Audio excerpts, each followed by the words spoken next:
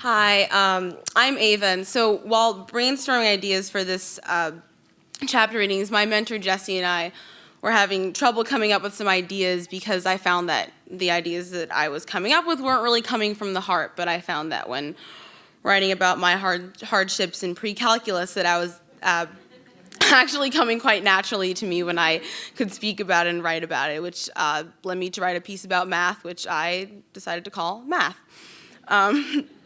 So how do we simplify this in order to get a simple trigonometric function? My entire body was trembling, and I was shivering, though the windows in the room were shut, and I was wearing my favorite navy sweatshirt. My stomach churned, and the sines and the cosines and the secants and the tangents blurred together, and I just saw more blurs as I looked at the board ahead of me. Let's go back a little bit, to the first day of senior year. You can do this, I told myself. Based on my experience in Algebra 2 that only ended months before school began, I was going to have to turn things around and start fresh with pre-calc. People who took the class before me told me that pre-calc was easy, and that those who normally didn't like math now loved it. Perfect, I thought, as I entered the familiar classroom. In all the 6 years of my struggle with math, I had never been so happy to take it before. But let's flash forward to December. By that time, I had already failed pretty much all the tests that I had. I left my answers blank during the do-nows and sheepishly gave my teacher that same dreaded response when I was called on to answer a problem. I don't know. Back at home, I was averaging about 3 hours of sleep a night trying to catch up on the day's lessons and spending way too long attempting to complete homeworks that should have taken me about less than an hour. It had become increasingly clear to me that unless I brought my erratic behavior to a halt, that my senior year wouldn't progress positively. On December 18th, I inhaled deeply and stepped into the guidance counselor's office. Marjorie, I was wondering about the possibility that I could drop pre-calc. I started to count down from 100 until she responded, because in only a matter of seconds, I would feel both hopeless and powerful at the same time.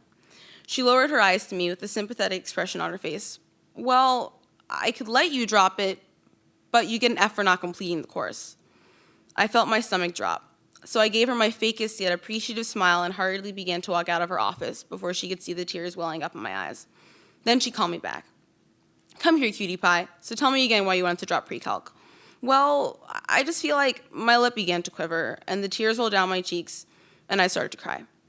I'm not doing well, and I feel anxious, and I'm staying up too late at night, and I shiver when it's cold when it's not cold, and I've been battling my struggle in math for a really long time. When senior year started, I thought I could finally take control of the struggle, and I was speaking so fast at that point, and the tears were rapidly cascading down my face and off my chin and onto my shirt. But I guess not, and all I wanted to do was get rid of this terrible feeling and drop the class, and I can't do that now.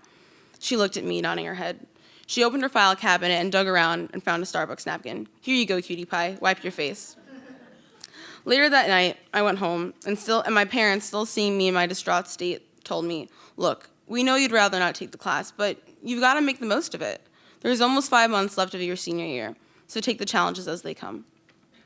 And the day after winter vacation, I walked into the room and still felt pretty uneasy, so I inhaled just as deeply as I stepped into Marjorie's office almost 4 weeks before. Sitting down, I pulled up my binder and started the do-now. A new unit, how perfect. My teacher began to explain the new rules behind it, and a new mindset.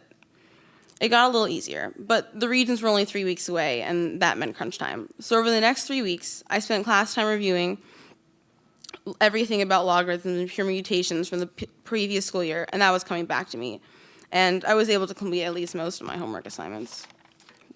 Okay, so maybe not dropping pre-calc was for the best, but before that, if something needed changing in my life, I could always almost easily fix it.